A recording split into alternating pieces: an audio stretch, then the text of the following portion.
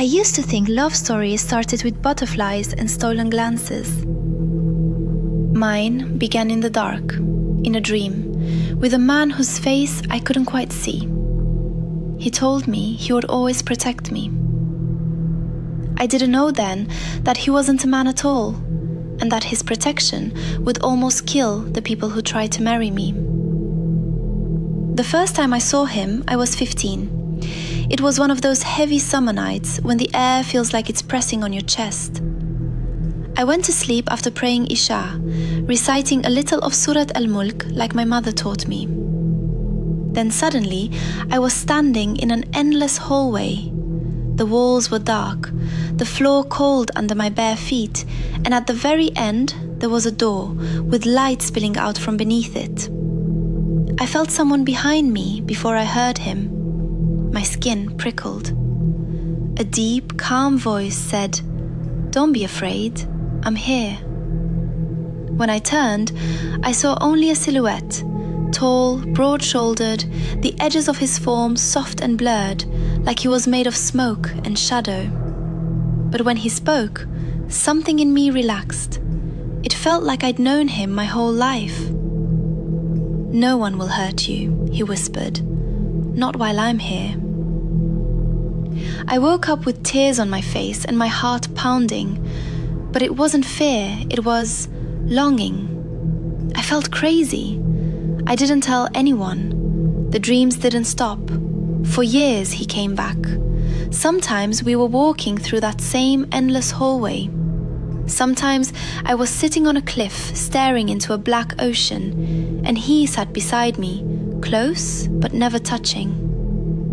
"You're not like them," he would say. "You're mine." His voice would echo, stretching out, sinking into me. By the time I turned 19, I had memorized the sound of him. I could feel when a dream was about to shift into his presence. There was always this moment, a silence, like the world inhaled and held its breath. Then he would appear. He never told me his name. I never saw his face clearly, as if a veil of mist covered it. But I trusted him in my dreams more than I trusted any boy in real life. Then the suitors started coming. The first one was a cousin of a family friend, a medical student. Respectful, religious, with a calm smile. Our families met, asked questions, drank tea. That night, I lay in bed replaying his words, wondering if this could be the story of my future. I fell asleep with a strange mix of hope and fear in my chest. The hallway came back, darker this time. The light under the distant door was gone. When he spoke, the gentleness in his voice had cooled into something sharp. "You're thinking about him," he said. "The boy." The way he said boy made me shiver. I'm just considering marriage," I whispered. He stepped closer. I still couldn't see his face, but I felt his presence surround me, like smoke wrapping around my arms, my neck. "You don't need him," he said. "I'm with you. I've always been with you." His tone was so possessive, it made my stomach turn. I tried to say, "You're just a dream," but the words wouldn't come out. My throat tightened, like invisible hands were pressing against it. The air thickened, hot and heavy. I could feel something coiling inside my chest, squeezing my lungs. I woke up gasping, clawing at my neck. The room was dark, but there was a pressure in the corner, as if someone was standing there, watching me. I pulled the duvet over myself and whispered, "A'udhu billahi minash shaitanir rajim," over and over until sleep finally dragged me down again. 2 days later, that suitor's car crashed on his way home from the hospital. He survived, but they said the vehicle was crushed in a way that didn't make sense.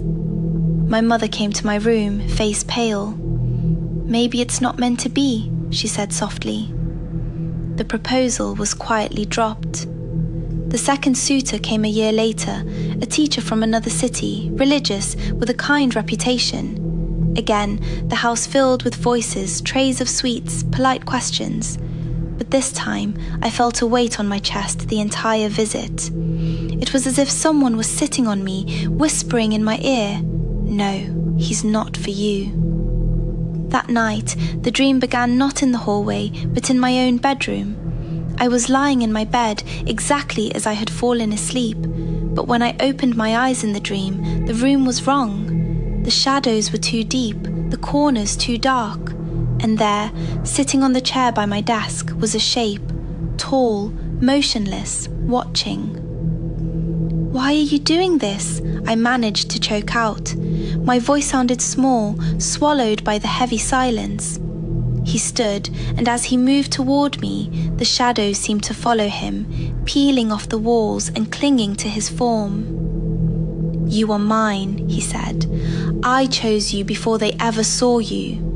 His voice boomed inside my skull, though his mouth didn't move. A wave of cold washed over me, so intense my teeth began to chatter. "I belong to Allah," I whispered. "Not to you, never to you." Something snapped. The room shook, the walls stretching and narrowing like they were breathing. A high-pitched ringing filled my ears. Suddenly, he was right in front of me, inches from my face. For the first time, the mist over his features thinned.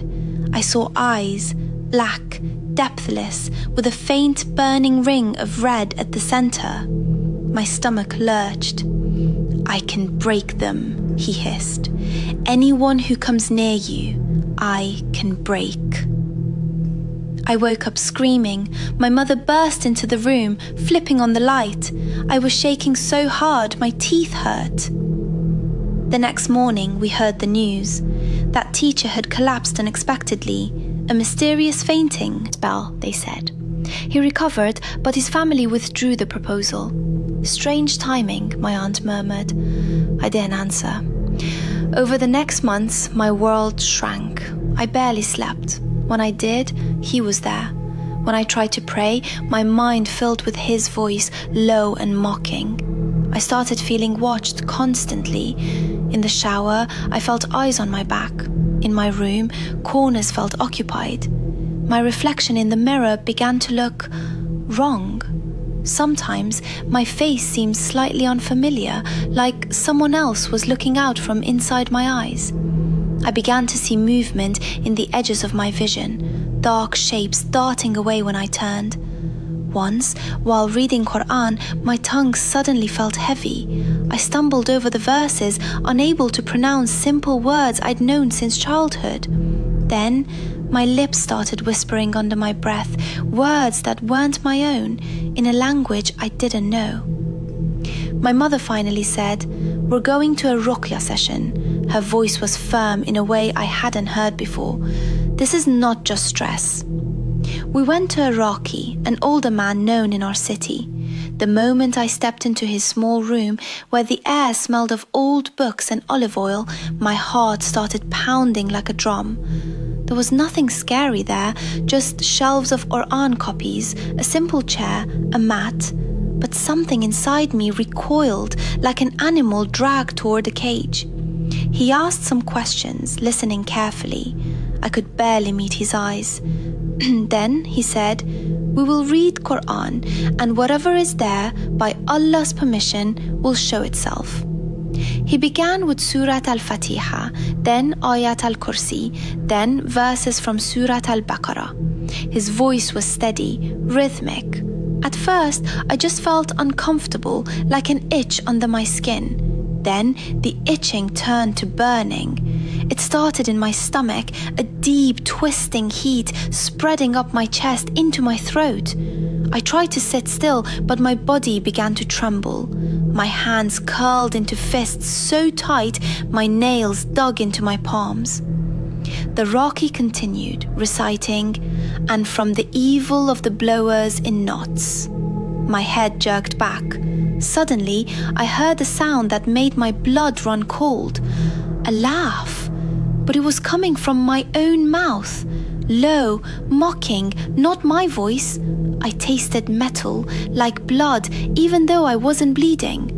the Raqi raised his voice, reciting, "Indeed, plot of Shaitan is weak." His tone grew more intense. "Who are you?" he demanded firmly. "By Allah, speak." My lips moved before I could stop them. "She is mine," a voice snarled through me, deeper than anything I could produce. "I have been with her since she bled." I realized with dawning horror he meant my first menstruation. The Raqi didn't flinch. "You are a Jinn," he said. "You have no right over a servant of Allah. Why are you harming her? Suitors?" The thing inside me laughed again, bitter and cold. "They touch what is mine," it spat. "I warned them." Images flashed through my mind. The crushed car, the man collapsing, the frightened families. They hadn't just been unlucky, they had been attacked. The Raqi recited from Surat As-Safat, verses of punishment for the rebellious, his voice like a blade cutting through the air. My body arched off the chair. I felt something ripping inside me, like claws dragging down my ribs. I screamed until my throat felt raw, but the scream sounded doubled, as if another voice was layered under mine. "Leave her by the permission of Allah," the Raqi commanded. "You know you cannot win. And over my servants you will have no authority except those who follow you of the deviators." For a moment, everything went silent. Then, inside my head, I heard him, clearer than ever. "If I leave," he whispered, "they will come. Others, worse than me. At least I love you." The word love curled around my heart like barbed wire. "You do not know love," the Raqi said sharply, as if he had heard the whisper. "You know obsession and oppression. Allah is Al-Wadud, the true loving one, not you." He began to recite Surat Al-Ikhlas, Al-Falaq, An-Nas, over and over, his voice relentless. The pain built to a peak. My vision dimmed at the edges. I felt something being pulled up through my spine, through my throat, like smoke forced through a narrow tube. I gasped, choking, my eyes rolling back. And then, I don't know if I fainted or slept. When I opened my eyes, I was lying on the mat, drenched in sweat. My mother was beside me, holding my hand, tears on her face. The room felt lighter, but in the far corner, the shadows seemed just a bit too dark, too dense, watching.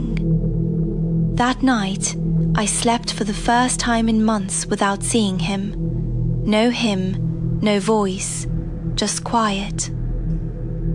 We continued the ruqyah for weeks. The Raqi said sometimes Jinn leave, sometimes they linger at the edges, looking for a weakness to return. But a few nights ago, I woke up at 3 a.m. The room was silent, the air still. I turned on my side, facing the wall, and started to drift off again. Then, right by my ear, so close I felt the warmth of a breath that wasn't mine, I heard him. "Did you miss me?" My body froze. I couldn't move, couldn't scream. A cold hand, or the feeling of a hand, rested gently on my arm. "You can marry," he murmured. "Try.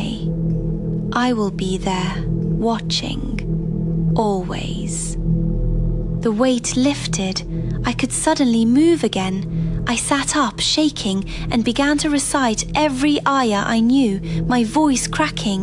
Ayat al-Kursi, the last 2 verses of Al-Baqarah, Surat Al-Falaq, An-Nas. With each verse, the air seemed to push back against something. I think he will speak when the next suitor comes. I only know now what Ibn Taymiyyah and the scholars warned about, that some jinn fall in love with humans and oppress them, and that our only real protection is not in charms or superstitions, but in clinging to Quran, Sunnah, and sincere dua. I sleep with the light of Quran playing softly in my room now, and I guard my prayers as if my life depends on them, because it does. The world of the unseen is real, and its horrors are closer than our own jugular vein. But no matter how close they come, I remind myself, and whoever relies upon Allah, then He is sufficient for him. Quran 65:3. Indeed, Allah is the best of protectors.